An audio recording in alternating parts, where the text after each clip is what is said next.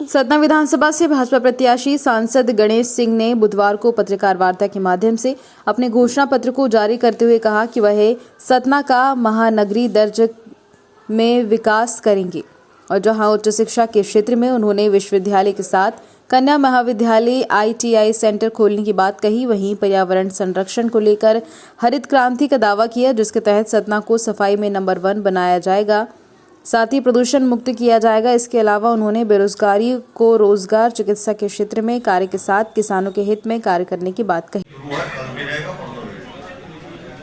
आप इस पे शिकायत दर्ज करा देंगे।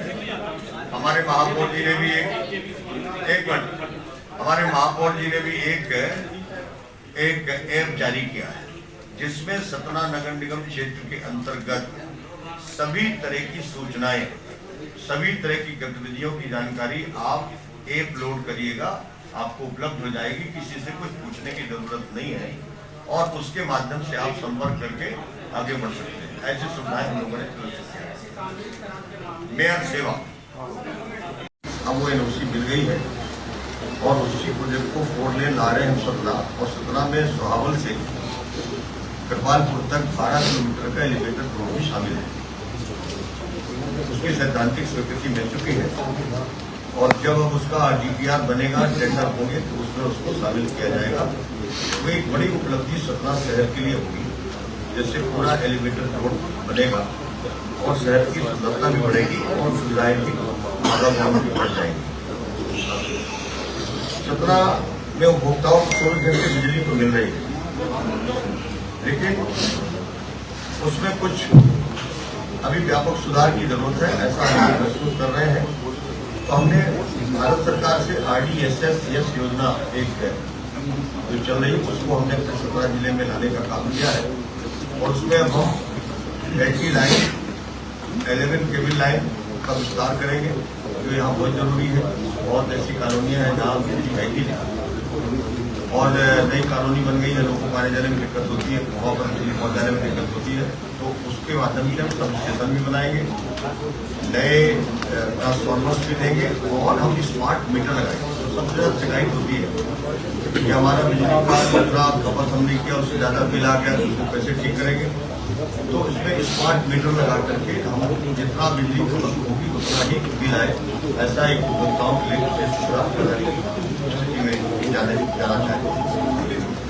चिकित्सा क्षेत्र में मेडिकल कॉलेज बनकर के तैयार हो गया है और जो एक्सपीरियंस आया है वहाँ के बच्चों को, दिल्ली का एम्स भी उससे पीछे, ऐसा एक्सपीरियंस उस परिसर का। और हम लोग गए थे तो बच्चों से पूछा कि आपने हमारे मेडिकल कॉलेज को कैसे सेलेक्ट किया, तो लोगों ने कहा कि नेट पे जब देखा था तो लगा दिल्ली के एम्स से भी अच्छा है और यहाँ आकर के हमको हूबहू वैसा ही दिखा और सचमुच जो परिसर बहुत अच्छा बना है और उसको हम चाहते हैं कि एम्स की तरफ पर उसको आगे बढ़ाया जाए। तो 700 बेड का सुपर स्पेशलिटी हॉस्पिटल भी सेक्शन हो चुका है, बजट में प्रावधान हो चुका है, बाकी की प्रक्रिया उसमें जारी होने वाली है। उसके साथ साथ हमारी सब जगह हमारी 4 कितनी बनी है, 9 संजीवनी क्लिनिक 9 बन चुके हैं, जिनका उद्घाटन हो चुका है। उनका और विस्तार करने के लिए हम लोग सोच रहे हैं और विस्तार करेंगे ताकि स्वास्थ्य सुविधाओं के लिए किसी को परेशान न होना पड़े, तत्काल उनको स्वास्थ्य सुविधाएं उपलब्ध हो जाए, इस दिशा पर ये तो सोच रहे हैं। सतना का सौंदर्यीकरण, सतना जी की स्मार्ट सिटी प्रोजेक्ट में है, उसका सौंदर्यीकरण शुरू है। स्वच्छता सबसे पहला है और स्वच्छता एक आंदोलन बने, घर घर में इसके प्रति हम अवेयरनेस पैदा करते हैं। इस दिशा में हम लोगों ने सोचा है कि इस पर हम लोग काम करेंगे। हरित ऊर्जा उसको भी हम कैसे बढ़ावा देने का काम करेंगे। जो हमारे पार्क है, पार्क कैसे स्वच्छ रहे, ज्यादा से ज्यादा उसमें जनता की भागीदारी हो। जो हमारे शहर के अंदर के तालाब है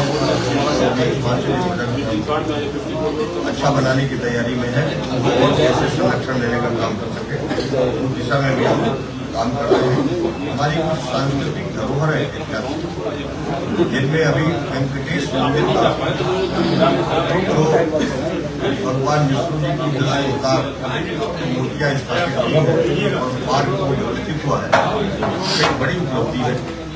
दूसरा, संतोषी माता का जो मंदिर का जो हमारा परिसर था तालाब का, वहाँ पर हमारे छठ पूजा का एक बड़ा कार्यक्रम होता है साल में, और काफी व्यवस्था थी और वो बनकर के तैयार हो चुका है। ये दो बड़ी उपलब्धियां हो गई हैं। बाकी का और भी फोटो जिस जगह पे तालाब का उसको कर रहे हैं हम लोग, कोर्ट का कोई एक मामला है इस वजह से उसका काम रोकना पड़ा हुआ है। लेकिन और अमरनाथ नारायण तालाब इन दोनों को लगभग बनने की स्थिति में आ गए हैं और कई सवारी का भी है, और इस तरह से पार्क भी हम लोगों ने कई